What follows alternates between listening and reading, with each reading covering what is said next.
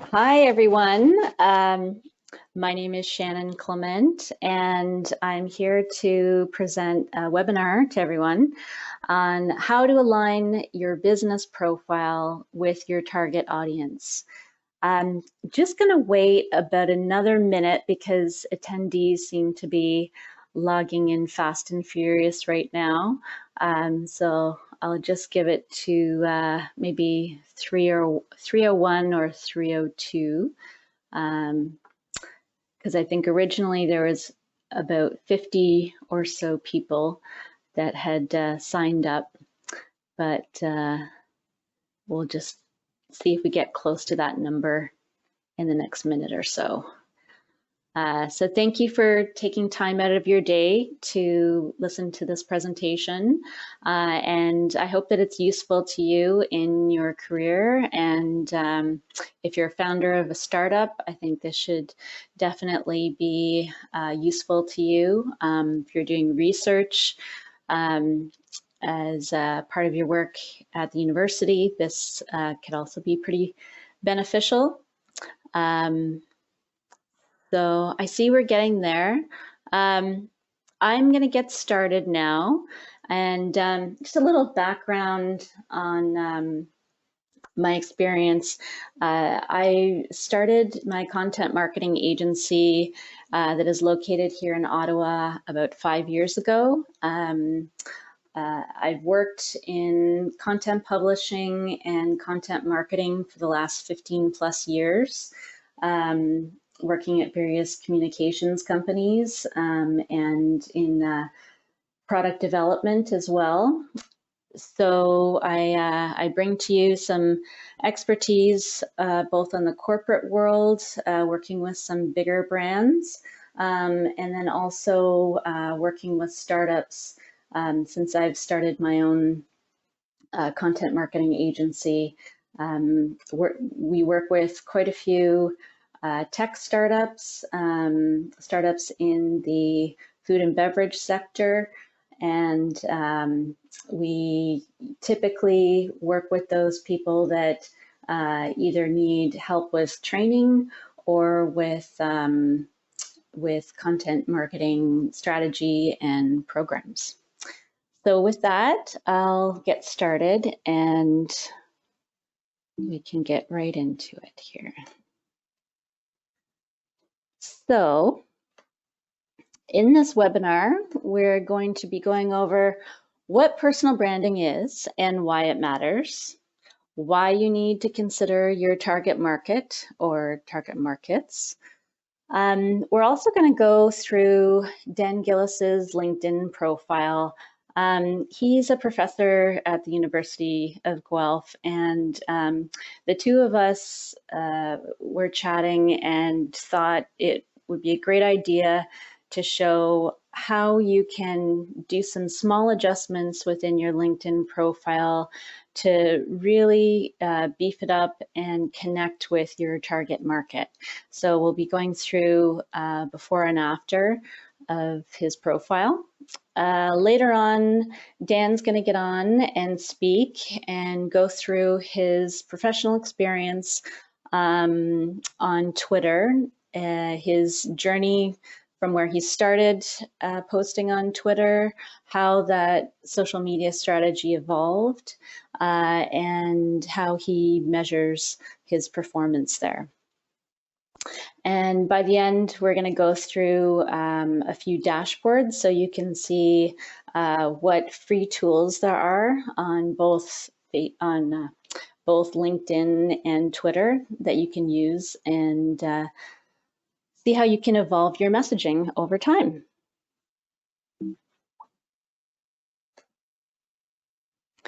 So what is a personal brand?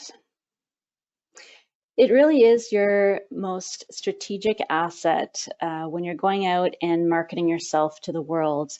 And if you're marketing your brand or your research, your personal brand can play a big part in this. In this webinar, we're going to look at personal branding in the lens of practice of individuals marketing themselves and their careers as brands. So what should you consider first when developing your personal brand? And this is, of course, from a professional standpoint. As I mentioned before, we're going to be focusing mostly on LinkedIn and Twitter. So it really is your professional brand. So the first thing that we want to consider is our target audience. You really want to be specific on how you can help your target audience and who that target audience is that you serve. So really getting specific, and I'm going to get into some more detail later on, but creating those profiles and understanding what your audience is looking for from an emotional perspective and also from a logical perspective. We also want to focus on your unique value as it relates to your audience. So your experience, your research, your skills, all the things that have led you to where you are today. How do those parts of your professional career relate to your audience? Authenticity and consistency is key, always. And within your profiles and your posting, when you're going out on social media, there always needs to be a next step for your audience to take. And what I mean by that is there should be some sort of either it's a call to action to find out more information, get in touch with you. It could be reading other articles that are related to the piece that your user is reading at the time. If it's maybe a blog post that you made, it could be even your profile on LinkedIn. There's all sorts of ways to provide a next step, and that's key to keeping people engaged. So I'm going to run a quick poll just to get a baseline of what your confidence is in your personal brand and how that connects to your target audience on social media. So I'm going to leave this up for about a minute and let all of you answer yes or no. And then we're going to do a quick poll at the end of this webinar and just see, you know, if you feel the same way now as you do once we finish up.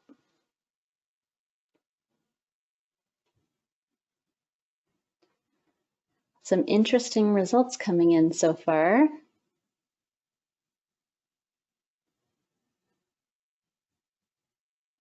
I'm going to leave it for about another minute because it keeps changing.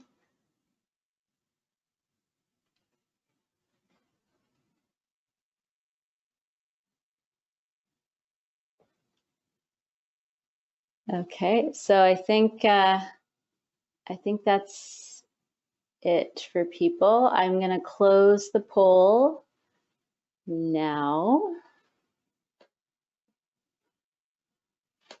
Okay. So it's pretty even. About 55% of you say yes, and 41% of you say no. So, so that is great information. Thank you so much for sharing that. And we'll see if that number changes by the end of this webinar.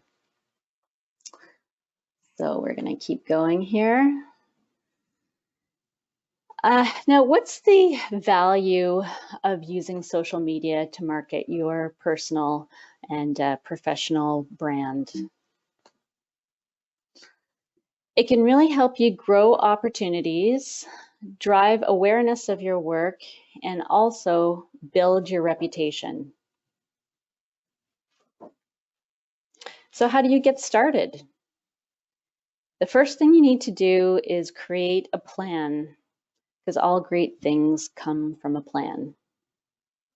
Researching your target audience, as I mentioned, setting some rules of engagement, and building a content strategy are three things that you can do to create a plan that can drive results. It may seem a bit overkill if you're already out there and branding yourself and you feel like you're getting a good uptake from your audience. But a content strategy and some rules of engagement and also researching your target audience can only help build that for you. So who is your target audience? I just put these four things for you guys because I thought it was relevant to this audience, but it could be something different. Industry subject matter experts, perhaps, end users of your product or service, maybe the research community, maybe you're hoping to get picked up by the media. These could all be different target audiences for your personal brand. But that's obviously specific to you and what your goals are. So I have a few steps here on things to consider when you're looking to figure out who that target audience is. And in the marketing world, we call it persona building. That's how we get specific. And it starts with research and investigation, which I'm sure a lot of you are familiar with. In the online world, we look at web analytics, and these can be things like bounce rate, your organic traffic of your website, your leads in social media, maybe traffic from mobile, and conversion rates, which means how many people are clicking on specific links and are they fulfilling the goals that you have met for that content. The second thing you can do is collect background data for your possible personas. And this could be from looking at their existing user profiles online, maybe on LinkedIn, sales stats and transactions, your calls and outcomes, and your overall revenue. So I've taken this from business branding, and clearly it's a little bit different when you're looking at the personal branding, but you can take some of these different ideas and apply them to your personal branding depending on what you're doing online. Surveys are another great way, either by phone or in person, to really understand things like gender, age, geolocation, income, ethnicity. These can be done through different tools like SurveyMonkey or SurveyMoz. There's a whole slew of survey tools online out there that you can leverage. But these are just ways that you can get more information on who that target audience is. And from all of this research, you can construct a persona. Now, I've given Dana a full briefing on how to construct a persona, and it gets into a lot more detail, and that will be a handout at the end of this session. The final result will be constructing your profile of the persona. This can include the demographics, their behavior, their lifestyle, and even the use of specific products. So if you are a founder of a company that is looking to sell a product, understanding how your persona might use that product is essential, and knowing what features and benefits to highlight for that user. And on a personal note, the more you can engage with that target audience personally, the better you can connect with that audience. So how do you engage with them? This is the next step. Today, we're going to be mostly focused on LinkedIn and Twitter. These two platforms we chose was because of the B2B focus. Over 80% of leads generated through social media for B2B marketers come from LinkedIn. So that's the primary platform. But I know I've spoken to Dana, and she said quite a few of you are active on Twitter. And that's also a great B2B channel that you can use, especially to drive awareness of your research and possibly your products.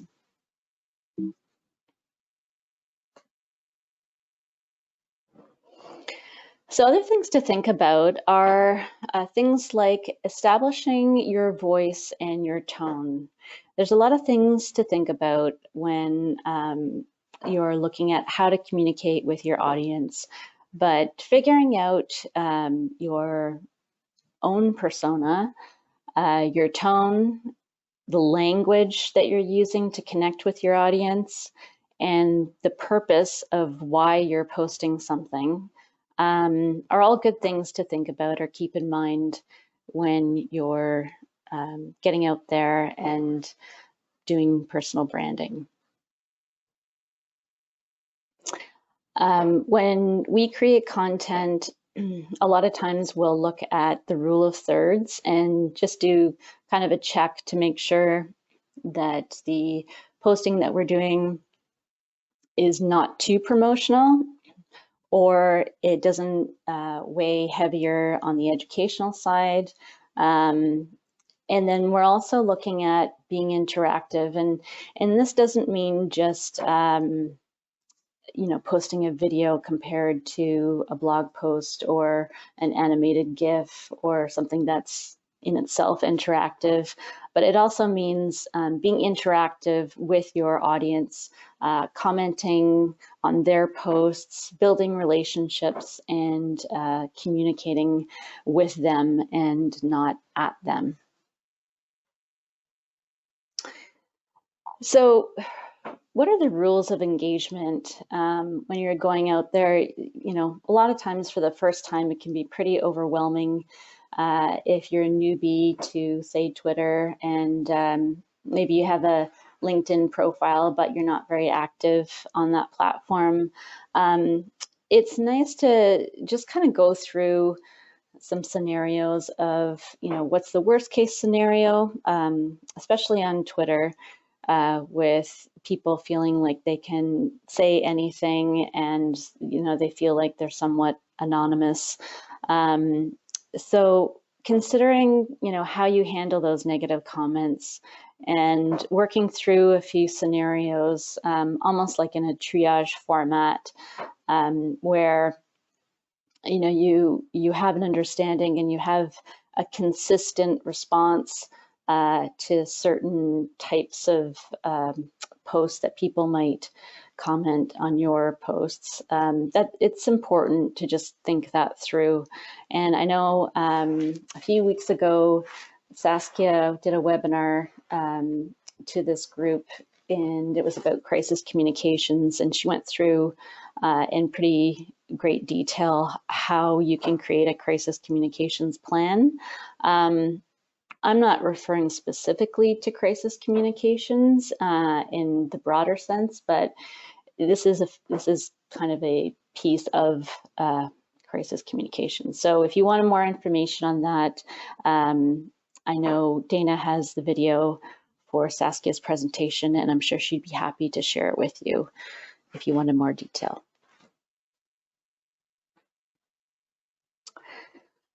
So what about your content strategy? How do you develop your profiles and your posts to align to a specific content strategy? The most personal way to execute a content strategy through personal branding is on social media. So, okay, so now we're on LinkedIn. Sorry, the slide just skipped there for a second. So with LinkedIn, there are a lot of different things that you can highlight within your profile. This is just some information on what the makeup is of people that are engaging on LinkedIn and that have profiles on LinkedIn, just for your own information. And in our next our next piece, we're going to be going over a profile headline within your LinkedIn profile, and also your summary. So making sure that your summary speaks to your target audience. And this is where I get into sharing Dan's profile, and we'll go through that. So some of the things that I considered when working on Dan's profile and talking to him about how he wants to connect to his target audience. We looked on same things that I spoke about before, being specific, making sure that you add your unique value, and be authentic and consistent.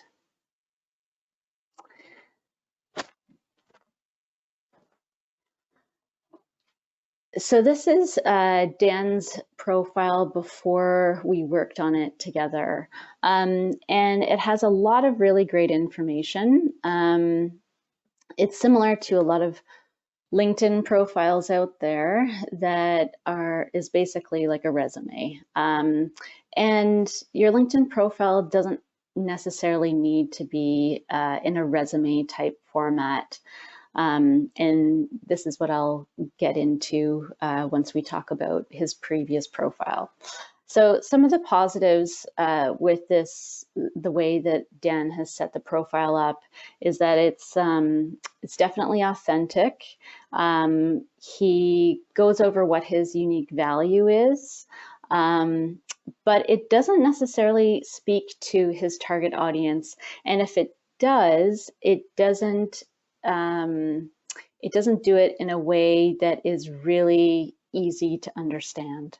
And what I mean by that is it doesn't segment his audiences into specific groups, so that if you're from that group, you can see right away that he's speaking to you.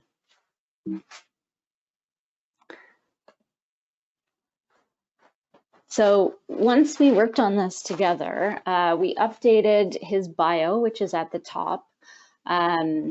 So instead of saying that he's associate professor at the University of Guelph, we got into a couple of other areas that he wanted to highlight within his experience and who he wanted to reach out to. So we added speaker and research scientist and hackathon enthusiast to his bio, just to include some of the student population and the faculty, so that they understand that Dan's out there and doing these hackathons. He's co-founder of the Improve Life Challenge, ICON, and Griffin's Care Initiative. So these are things that he's very passionate about, and we thought it was a great idea to include that within his profile, within his bio, sorry. Then when we started reconstructing his profile, he really knew his three audiences, which was great because a lot of times most people don't know that so specifically, but he knew that he wanted to speak with students, faculty, and research institutions within his profile. And based on all the content that he had there, it was very clear that his sort of unique value to students and faculty and research institutions was making an impact within our communities. So highlighting that right at the top, I think makes it very clear, how Dan can add value to his target audience. So then we went one step further, and we started off with highlighting how he works with students, and just highlighting some of those things that he does at the University of Guelph, the things that he co-chairs, the hackathons and whatnot. And then within this bio and this section, we wanted to provide a link where people could learn more. So this is what I'm talking about when I mentioned the call to action, where you can get someone to take a next step and learn more about you, maybe on a different platform.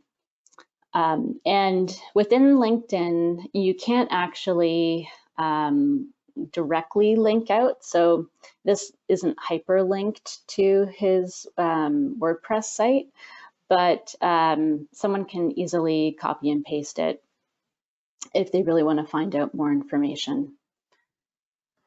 So we then further down his bio, we highlighted where he works with research institutions. And we took all of his previous experience and bundled it within that section. So highlighted his research interests, and then some of his background that would relate to that. The other resource that we wanted to point to for this group was his Google Scholar page, which I think some of you have.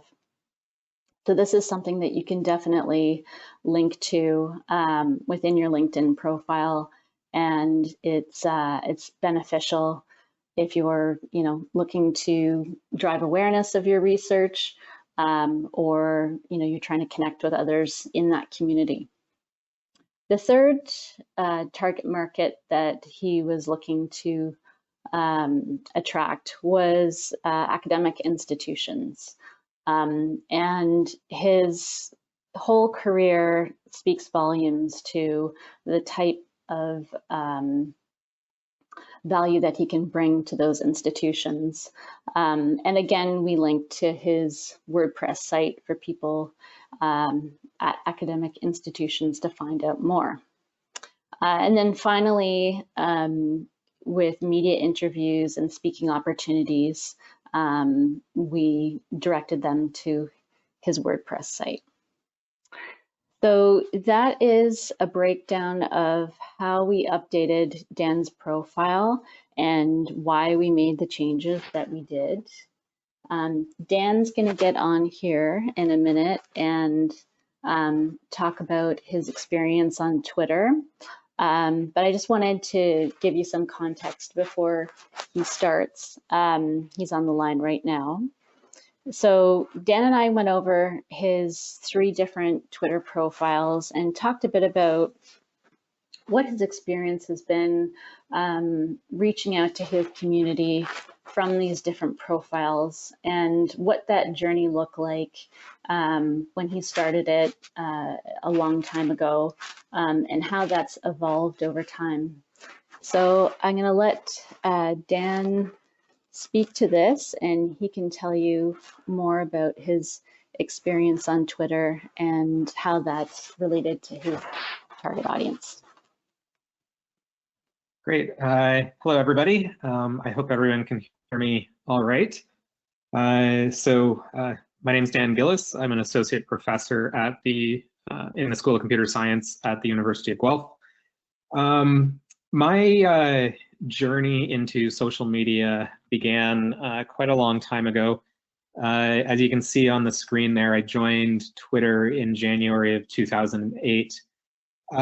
When I joined sort of just because it was new, it was different.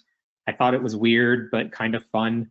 So I decided to dive in. And really it was initially another way, an easy way for me to communicate with friends in the city of Guelph, but also who lived on the other side of the country. And so I thought, hey, why not?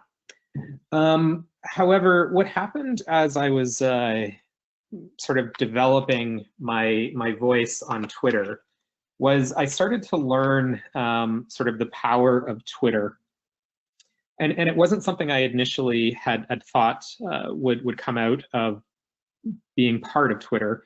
And so many years ago, around 2008, 2009, Twitter allowed me to get connected to different people in the community who I think otherwise I might not have met. These were not academics. They were people who just regular people in the community, doctors, coffee baristas, restaurateurs, and so on. And what we soon came to understand is that a lot of us had a similar voice in a sense. We had a lot of the same concerns about the community. We saw a lot of issues, social justice issues that we thought were important to talk about.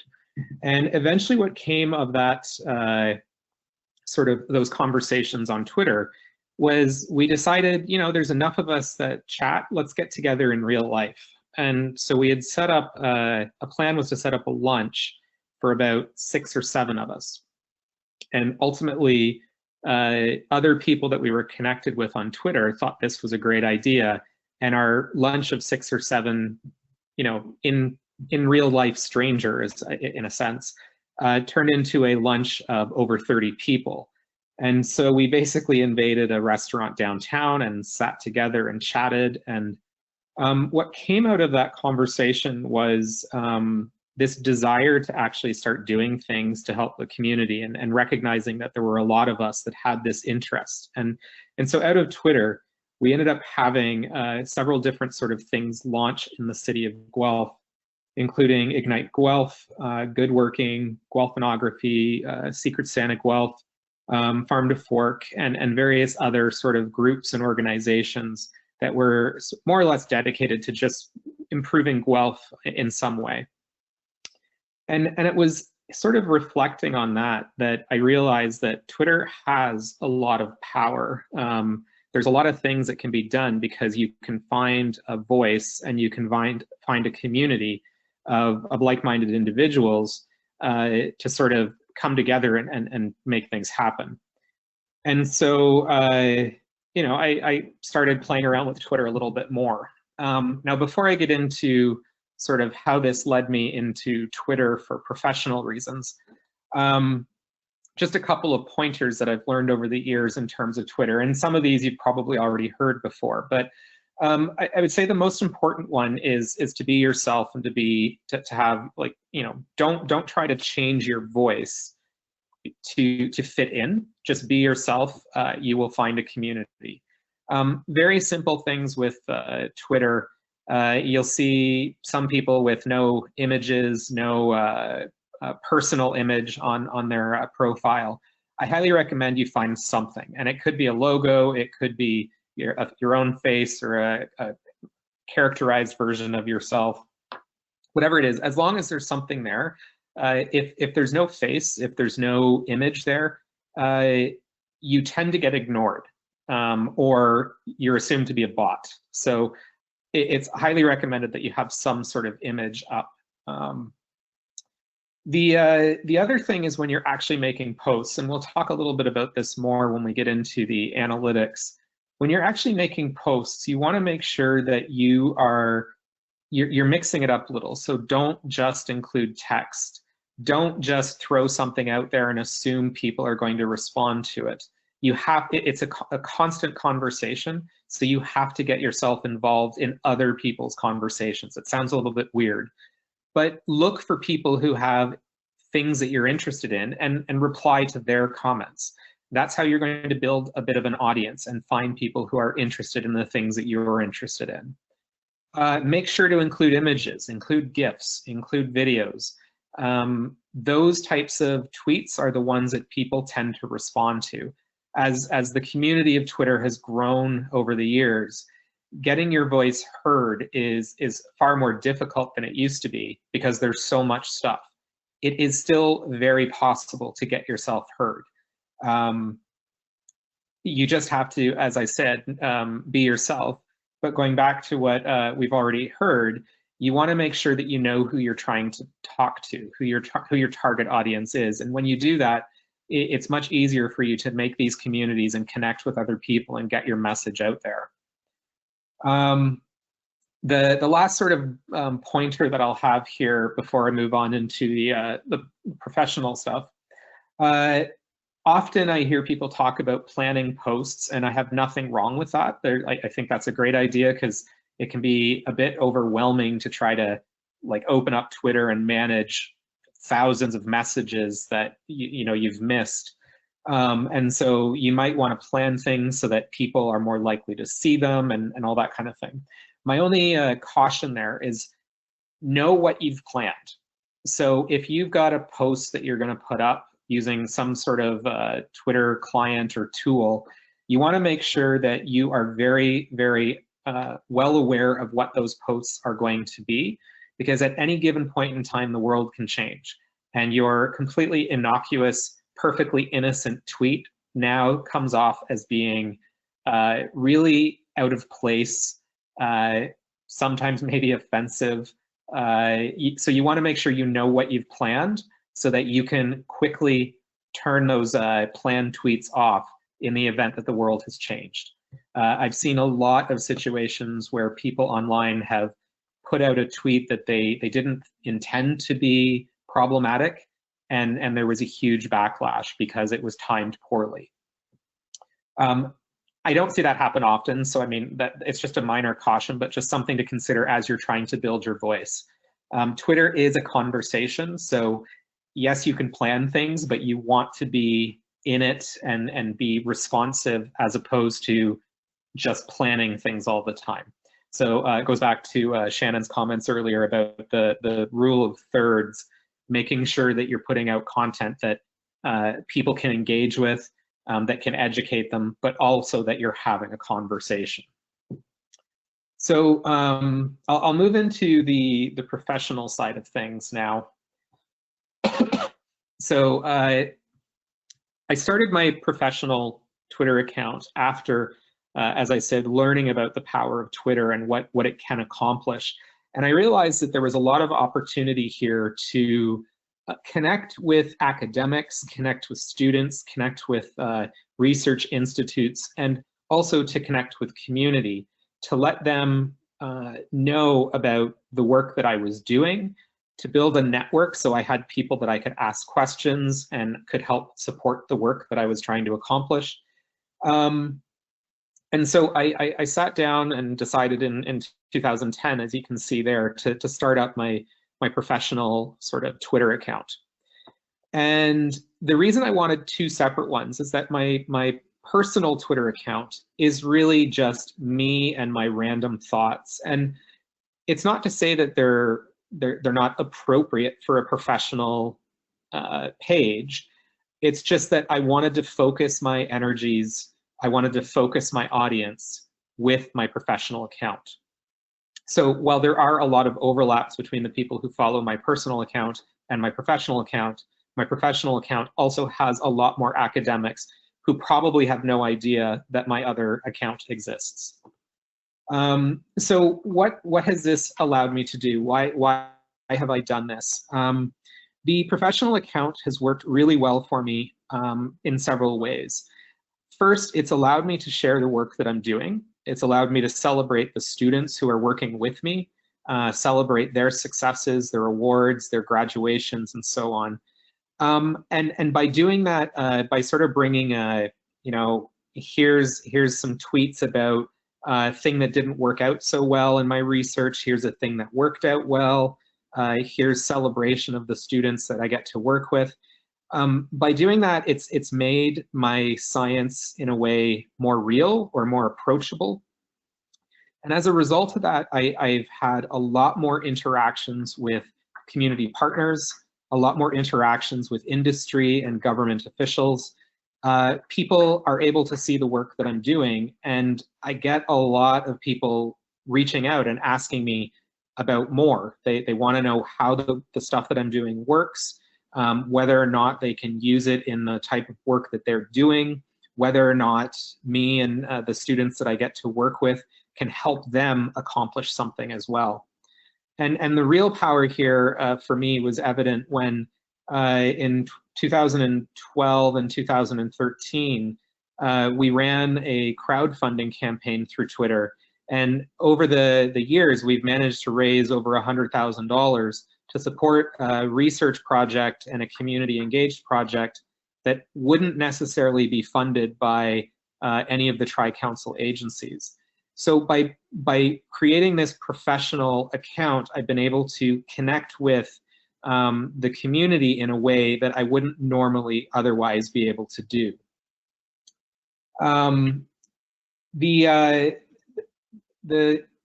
The next stage of it, though, for me, and this is why I have more than just the 2 accounts. I've actually got 10 or so odd Twitter accounts, a bunch of blogs and Instagram and all that kind of stuff. But the next stage of this for me was then, again, focusing my audience even further. And so many of the projects that I'm involved with, we have our own individual Twitter account set up for them.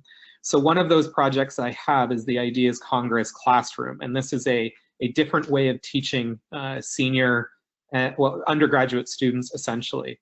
And in this case, I wanted to connect not only with the students who were interested in this type of a learning environment, but other academics and external community partners who wanted to know more and who could bring things to the classroom that I wouldn't necessarily be able to provide myself. And again, this has worked out really well for me because it's offered me the opportunity to share really, really interesting problems with students and connect an interdisciplinary group of students who have never ever worked together with our community partners to address some of their really big concerns. So for example, over the last year, the students in this class have partnered with the city of Guelph to develop and imagine ways of sustainably and accessibly reducing or eliminating single-use plastics in the city. And through their work, we've, like, over the number of years that ICON has been going on, Ideas Congress has been happening, we've had a lot of different outcomes from that we've been able to share with the community, but also have changed the way we've done things on campus and are now moving outwards to how the community of Guelph is actually, you know, considering and implementing things in relation to, in this case, single-use plastics. So as you can see, my personal, my professional, and these project-based Twitter accounts all have different audiences, all have different purposes. It's always me, it's still my voice, but I'm able to connect to different groups in a very different way and have very different outcomes from each of them. But it's been absolutely fantastic for me. And one of the things that I find, if you're an academic, I get more benefit, I feel I have more impact with the research that I do by sharing my research in this way than I ever will with an academic paper. And that might be sort of shocking to hear, but in this way, it's real time. I know that people are responding to the work that I'm doing, and they're doing things with the work that I'm doing. So it's a huge plus for me, and a really important reason why, if you're going to get into Twitter or LinkedIn, to understand your audience, understand your voice, and share with your audience in a way that's appropriate for them. So that's all I have to say about that. But one of the things that you might be wondering about is how do you know when to tweet, when to share information with people, what works and what doesn't. Twitter's great in the sense that it has, with every Twitter account you have, it has this really nice little dashboard of analytics that helps you better understand how things are happening in the here and now. So this is one of the pages that it provides, and you can see that it tells you the number of tweets you've had in the past 28 days, the number of impressions you've had, and it'll do like a period over period comparison. So apparently my last 28 days hasn't had as much impression on the world as the previous 28 days. But while that's important for me to know, I don't live and die by that number. I want to know it because I want to know if I've done anything to drastically alienate the audience I have. But I would I pay attention to it sort of over a longer period of time. So I'll check this regularly, but I'm not going to immediately panic because my impressions have lowered. For those wondering, impressions represent the number of times whatever I've tweeted has shown up in front of somebody. It doesn't guarantee that they've read it, but it just means that it's been in their stream. The other things that I follow are things like my Twitter count, my follower count, the number of mentions that I have, that tells me that people are interacting with me, and that means that my message is actually being shared and used in some way. There's another page that Twitter offers, which is under the tweets column, and this tells you a little bit more about the individual tweets that you've shared. It'll tell you their impressions, the type of engagement that you've had, and the stuff at the top of the page shows you sort of when you're most active or when your tweets are having the most impact by the day of the week. There are other tools that are available online that will also allow you to look at things like they'll break your audience up into gender based on the name or whether or not it's been declared in the Twitter profile. You can also get some online tools will also help you get the age distribution and also tell you time of day. But this one in particular, I think if I remember correctly, Twitter Analytics used to have all that, but they've simplified it now to this. And so I use this basically to get a better sense of how well I'm engaging. But as I said, I don't live and die by this because it's going to wax and wane depending on what's going on. And I mean, I might not be as prolific on Twitter in the past 28 days as I was in the previous 28. So that's going to have an impression. And there's, all these different things happening in the world. In the last 28 days, we've seen the world change completely. So it's understandable that people are interacting differently. But it is a powerful tool. And if you're interested and have further questions, I'd be happy to answer them at the end of the presentation. That's great. Thanks so much, Dan, for sharing your Twitter profile and all of your learnings. I think that information is extremely invaluable to this audience. And I know just even our conversations have led me to look at my analytics a little bit more from my own personal social media. I'm more focused on LinkedIn and use Twitter a bit, but this kind of gets me excited to leverage Twitter some more. So thank you so much for that. I'm going to get into another tool that you can use on LinkedIn. LinkedIn's metrics aren't as available as Twitter's unless you have the paid version, either LinkedIn Navigator or LinkedIn Premium. But this tool here is a social selling index. And as you can see at the top, so it's linkedin.com/sales/SSI, so social selling index. This is a really interesting feature of LinkedIn that a lot of people don't know about. And you can periodically just go in there and see what you're ranked at. So this person, she's, I think, from social media world.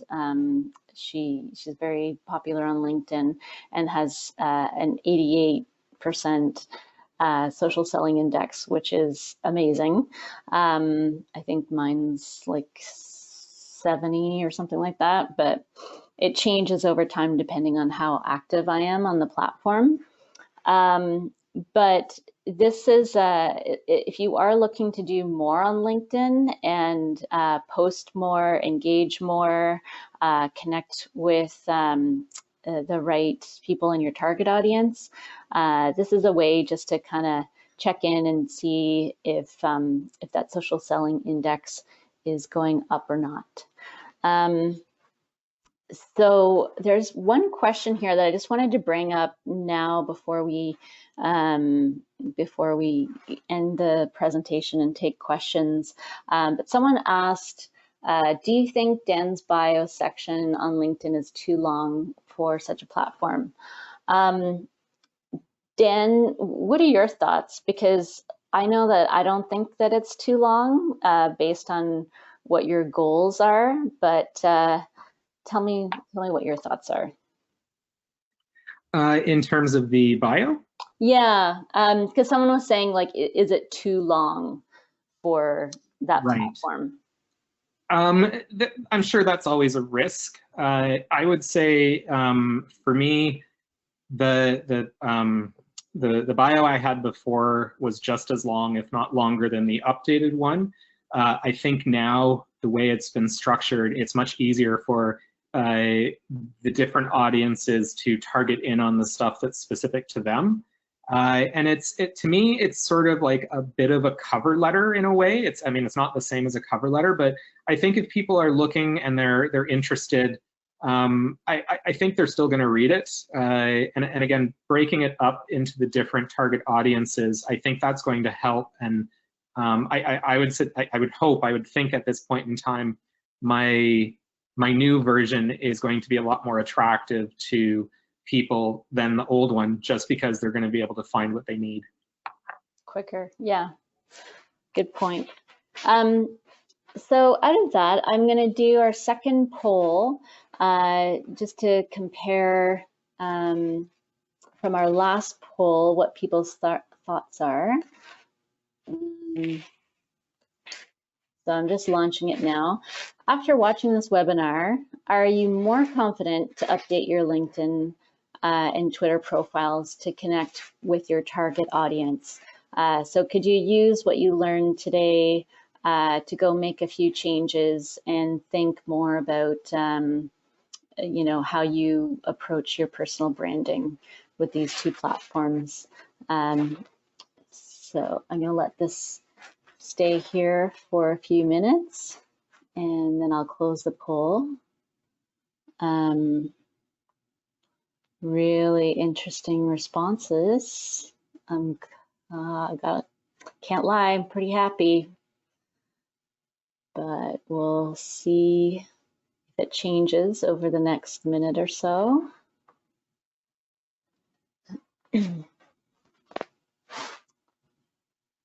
Okay, so it's not compared to the last poll that I did, which was changing kind of every 2 seconds. This one has not changed at all. So I think I'm just going to close it down and then you can see the results.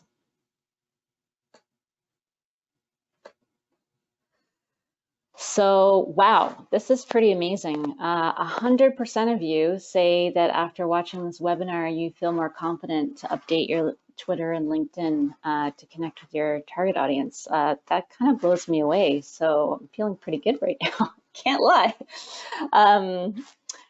That's fantastic. I think some of the leave behind materials that Dana's going to be sending out will help you even more. We have some information on persona building that is just a bit more than what we went over today in the presentation. I'm just going to close the poll down here.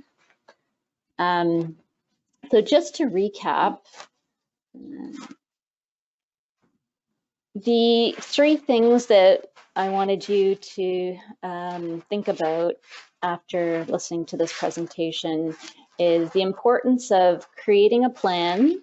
So really, you know, think strategically about how you go out and brand yourself professionally. Craft your content strategy. And as Dan says, you know, you don't need to make it super complex. If it's your personal brand, this isn't your product or your service that you're marketing. You don't need to overthink it too much, but you know, to have a kind of loose plan, considering you know who your target audience is, that's going to really get you ahead of the game. Crafting your content strategy.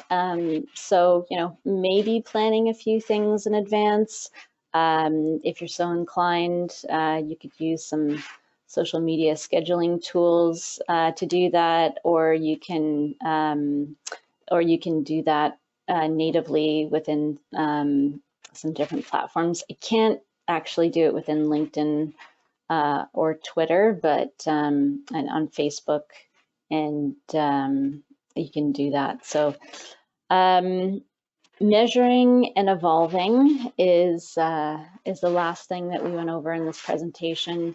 And I think Dan really hit the nail on the head when he said, he doesn't live and die by these metrics. They really are just to inform him on, generally how people are engaging and interacting with him.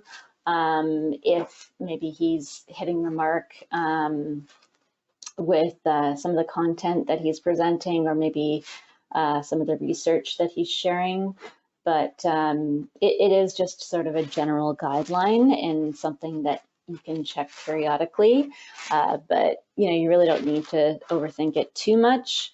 The social selling index too, maybe every couple months or every 6 months, you can see if that's changing. If you're really active on LinkedIn and your goal is to sort of build up your credibility there and become more of a thought leader and get connected to more people, maybe you want to check it more often. But for the average person, I don't think you need to overthink that either. So that's the end of our presentation today. We have a half an hour for questions, and I've gone over one of them so far. There's another question here that says, what is B2B? So I apologize if I was using terminology that is more marketing speak, and personas is probably another word that is a little more focused on marketing people, but B2B is essentially business to business.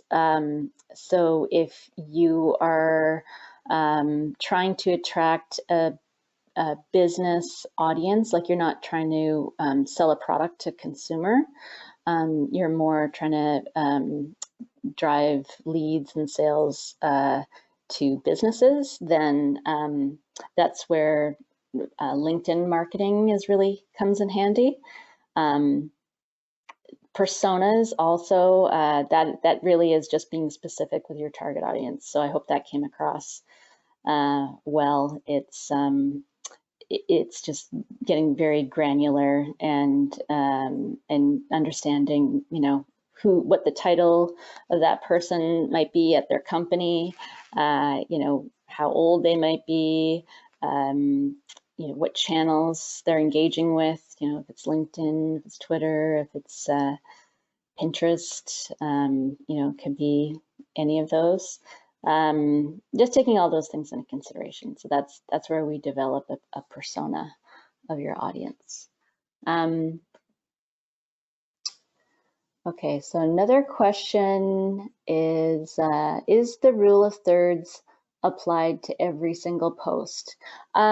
No. So it's more of a general thing to be aware of when you're, say you're creating a content calendar, and a lot of you might not go to that extreme to create a content calendar for your personal accounts. But if you did, then, and if you looked at that content that you were posting, or the topics maybe that you're engaging with other accounts on social media, the rule of thirds is just kind of a check to make sure that you're not, every single post that you make isn't promotional, just talking about your product or service.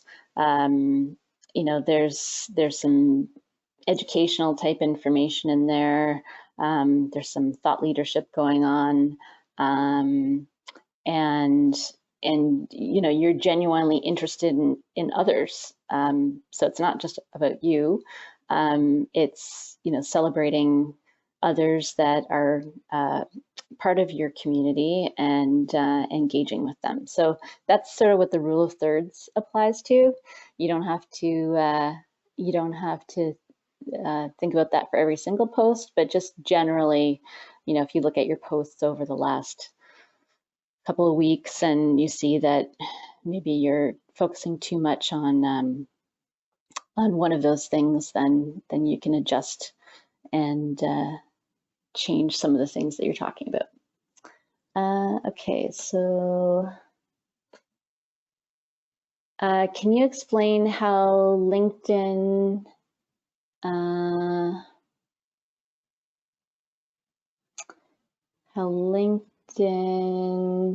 ranks number? Oh, I think I went over that. Yeah, so that's your social selling index. So you can go I'll go back in the presentation here. So this is the URL, linkedin.com/sales/SSI.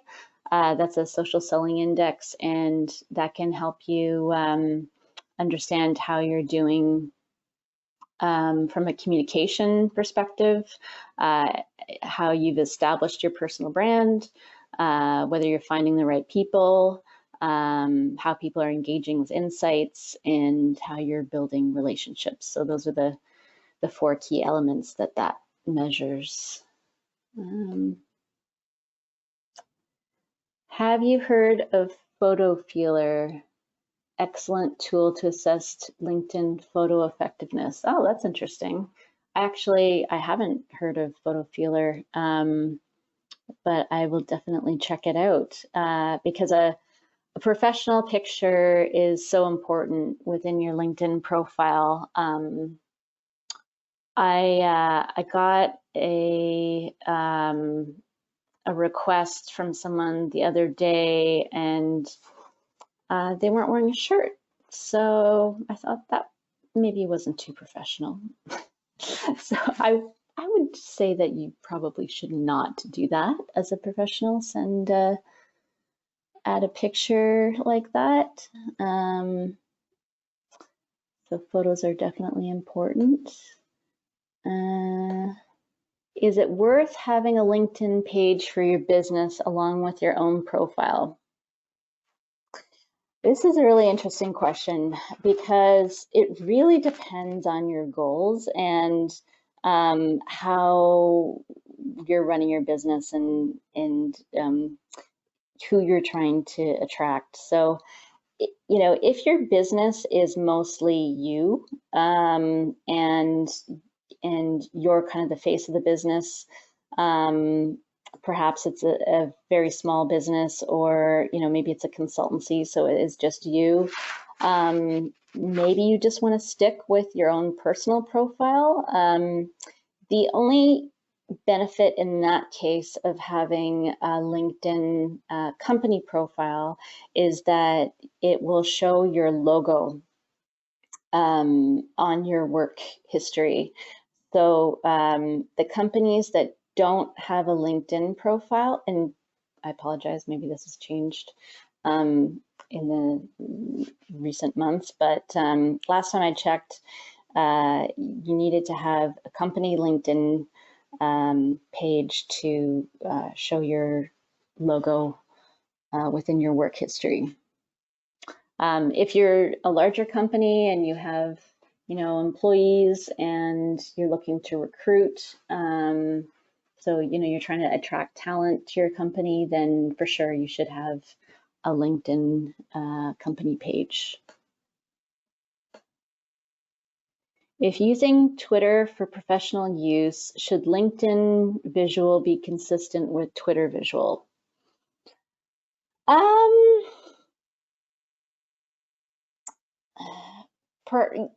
Maybe. So mine is, but it also depends on what your goals are. So if on Twitter you've decided that maybe you're trying to do market research, or you know, it's really just about connecting with people in the community and getting information on how your research is impacting others. And that's different from what your goal is on LinkedIn, then, you know, maybe you have a different picture. Maybe on Twitter it's a little more casual, not as professional. So there's kind of pros and cons for both. From a branding perspective, it is kind of nice to be consistent. So when people see your picture on different platforms, they recognize you right away, especially, you know, if you had longer hair in one picture and shorter hair in another picture, and then people are kind of like, oh, is that the same person? But I mean, I wouldn't say 100% of the time you should stick with the same photo. It really depends on what your goals are. And maybe, Dan, do you have some thoughts on that? Because I know your picture is a little bit different on LinkedIn than it is on Twitter, but I get the feeling that because you're really mostly focused on the students and the faculty within LinkedIn, you want to stick with your other picture.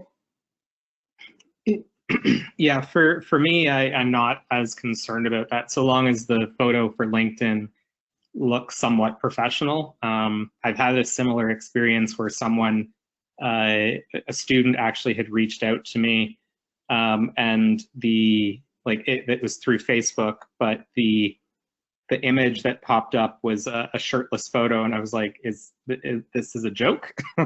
Yeah. And so as long as the image is professional, and I think for me, like the images that I have, they're all different, but I think it's obvious that it's all me, so I think it's okay. But to be perfectly honest, I've never thought about having it consistent across the different platforms. But well, I think as long as I don't see people anything wrong. can recognize you, like they know who you are, and the picture is close enough that, you know, they can tell that that's you. You know, and yeah, you want to make it professional, like especially on LinkedIn, because it is a professional network meant for professionals. So, you know, you want to maybe be a little bit more conservative there. Here's another question. I have strong political affiliations or belong to socially active groups. Should that info be on my LinkedIn? That's an interesting question. Again, I mean, it goes back to your goals, and if your political affiliations have anything to do with the work that you're doing, or you know, it helps you to achieve things professionally. Perhaps I've never thought of doing that. And you know, I'm not extremely politically active, but I don't think I would put my political views on LinkedIn, just because it really is more about your work, and you know, like a little bit about your you know, your personal likes and dislikes, but you know, I don't think it gets into too much on the political side. I don't know. It depends on what your goals are. So maybe if that is a strong part of your persona and you want that to be front and center, then you know, you should add that. What are your thoughts on accepting LinkedIn requests to connect with people you don't know? Yeah, that's a tricky one, because there are like some bots out there, like they're not even real people, and sometimes it can be fairly obvious just by, you know, if you go and you check out that person's profile and you see like it doesn't really make sense, and they don't have much of a work history, or they're, you know, they don't really seem real. So you don't really want to be going and accepting bots. But people that you haven't, like, the other thing is, you know, you can see who those people are connected to. And, I know some people are really picky about who they connect with. So they vet every single person that they connect with. And, that's just part of the way that they want to use LinkedIn. I'd say I'm somewhere in the middle. I kind of want to know that that person's in my target market and my industry, and they'll be interested in the kind of stuff that I'm posting, because I don't want it to be boring for them when they look at my posts. But yeah, I think it's just a personal choice. Do a little bit of research on that person, check out their profile, see who they're connected to. And if they spam you, or they're reaching out too much through message, then you can always block them. That's an option. Could you speak to the headline wording to gain maximum views? I'm guessing that means you're referring to LinkedIn in terms of the headline. So I'm going to go back. Be patient for a second through the presentation. I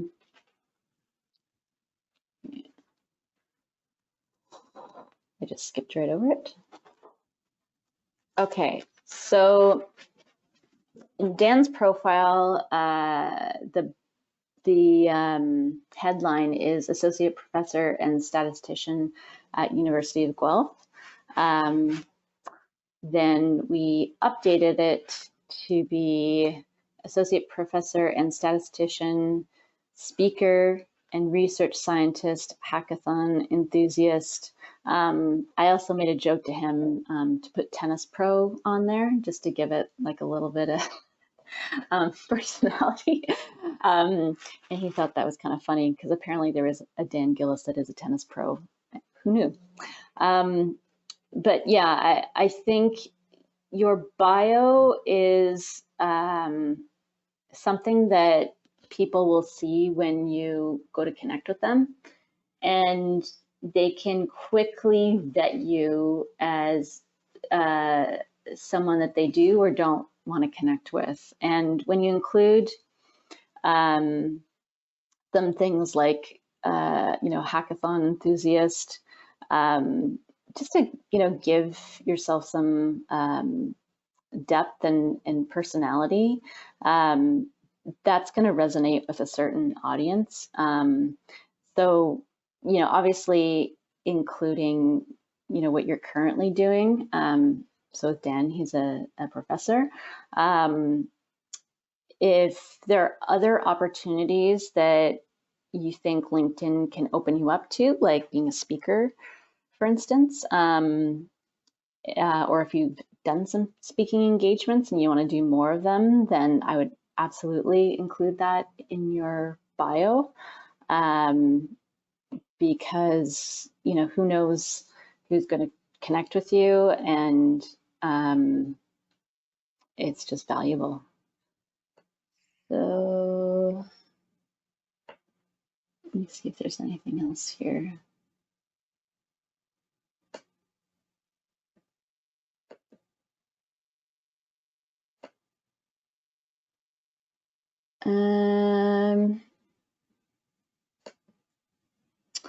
I think that's it. I don't see any other questions. If anyone has other questions right now, they can add them. There's a question feature that you can type in a question in GoToWebinar, and I'm able to see those questions so I can answer them. So if there's no other questions, I'll just wait a minute to see if any other ones come through.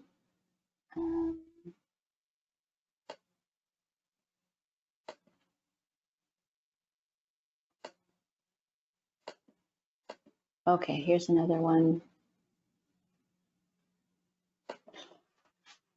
If your target audience is mainly industry and business owners, do you think LinkedIn is the right platform? Can you give examples of mixing personal with some technical in a single post? So the answer is yes. If your target audience is industry and business owners, it really depends on what industry though, because there's a lot of like maybe people in the restaurant industry aren't as active on LinkedIn as they are, say, on Instagram or Twitter. But if you're working in the corporate world for a bigger company, and you like to look at LinkedIn news, or you're really active within the community, say you're part of your Chamber of Commerce or BNI, or or you're in some sort of group, and you see that people from that group are posting quite a bit, then LinkedIn is a great platform to reach out to those people. But yeah, it does depend on the industry, and I'd be happy to have a conversation with you just a little more about that.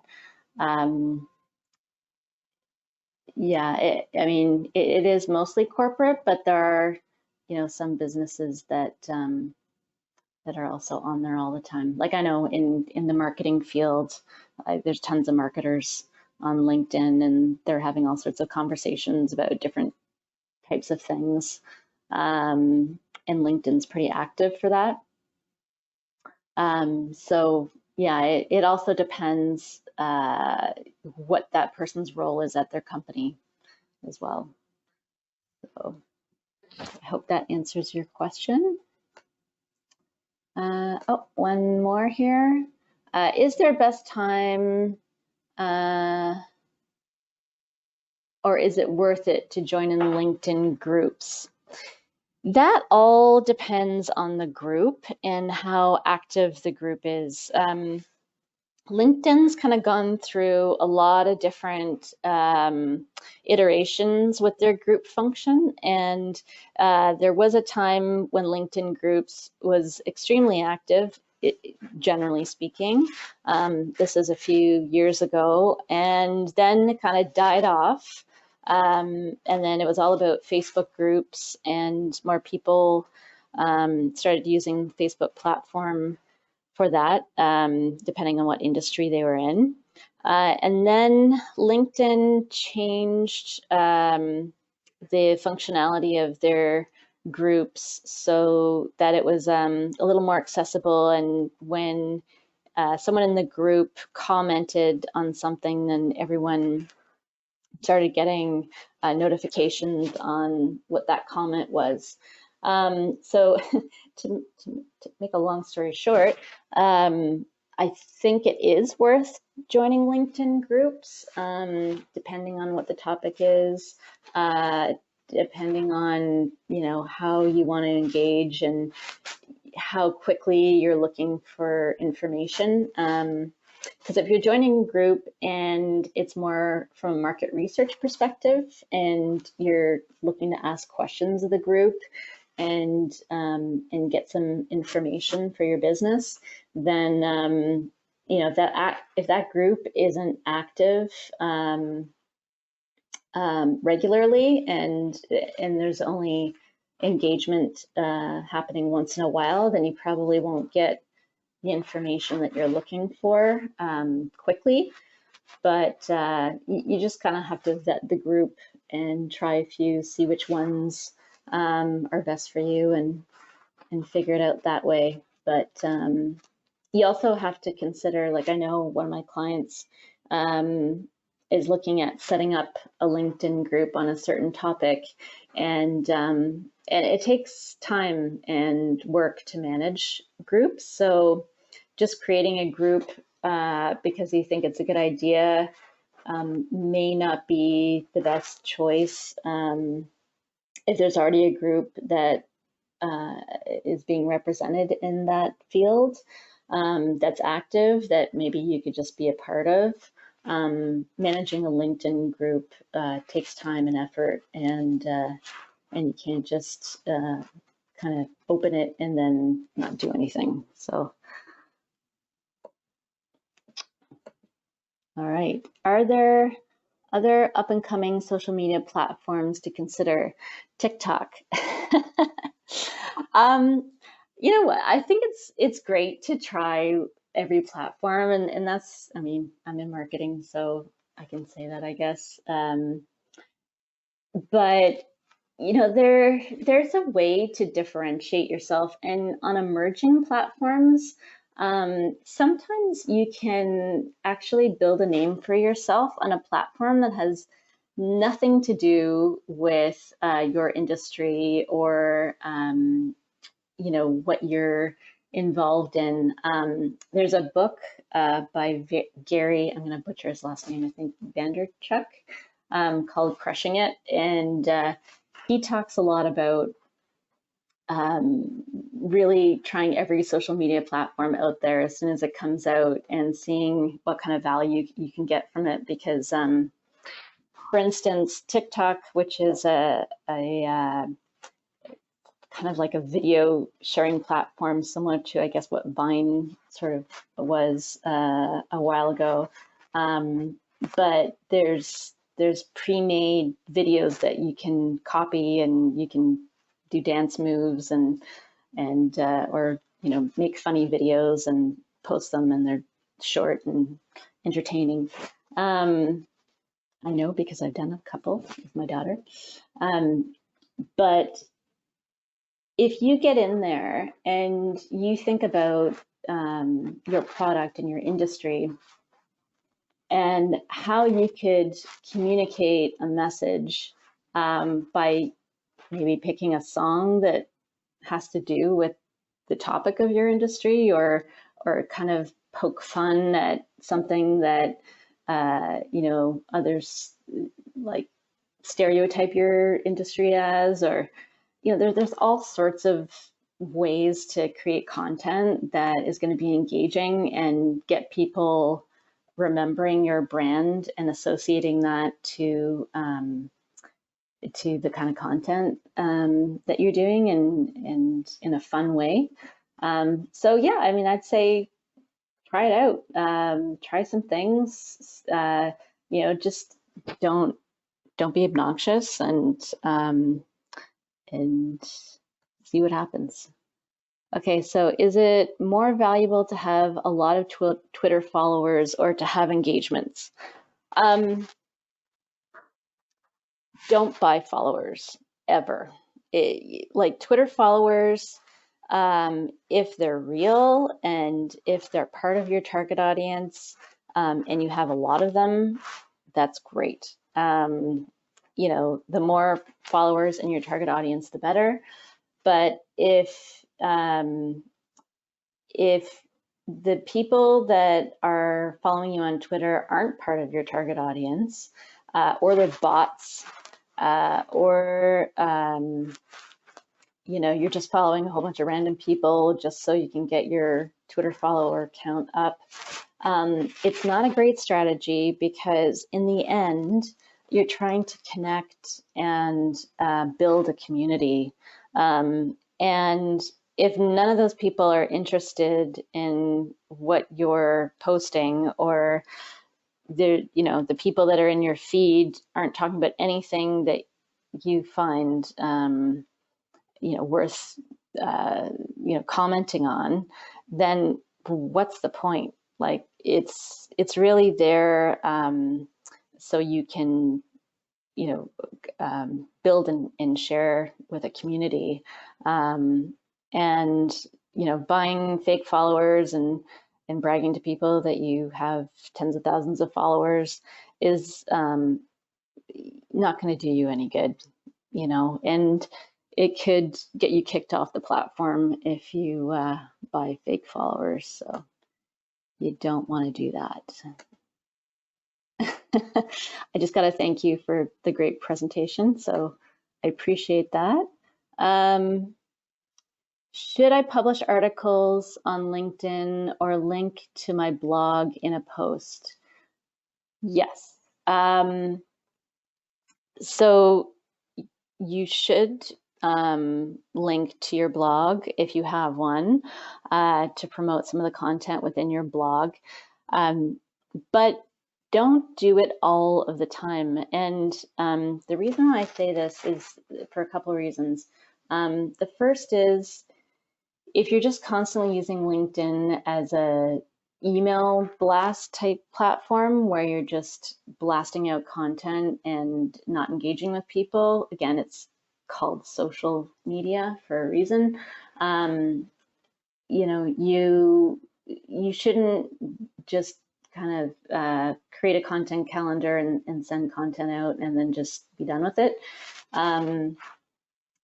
You should be commenting on other people's posts and, sometimes mix it up, feature other people's stuff, talk about a topic that is, timely, add images, like if you have infographics or if you have pictures that you think can say a lot instead of, writing about it, then you can have a visual that can say more than words might. Yeah, think about the rule of thirds. Don't always link back to your blog all the time, but it should definitely be part of your strategy. One last thing on that is that if LinkedIn sees that all you're doing is linking out to your blog, you're going to have less impressions of your content on the platform because they see that you have a tendency to always link out and they want you to stay within the platform. So instead of leaving LinkedIn, they want you to stay on there as long as possible because in the end, it's all about, the revenue that they get from ads, similar to every other social media platform, are the ones that are monetizing their platforms. So, yeah. Okay. What are your thoughts on securing recommendations on LinkedIn? I think the more recommendations you make for others, the more inclined they're going to be making recommendations for you. And with some of my clients, this is part of an overall strategy, and we have a couple of different templates of, what a recommendation could include. So it's definitely not getting into specifics of, what that person did to deserve a recommendation, but it's just kind of a general template that a client or a coworker could sort of fill in the blanks. So they have something to start with and they don't have to make it all up from scratch. So I don't condone, writing a recommendation and sending it to someone and say, hey, I wrote this recommendation, can you post it? That's, borderline kind of obnoxious, but the more you can make it easier for them, the better. So, sometimes a template can help. Hashtags. Hashtags can help both on LinkedIn and on Twitter. I know a lot of people say hashtags are dead and, don't bother using hashtags, especially on Twitter. I don't know. My personal view on that is that hashtags can be helpful if you're trying to promote something on a specific topic, and it seems to be very useful on LinkedIn now. I use hashtags a lot.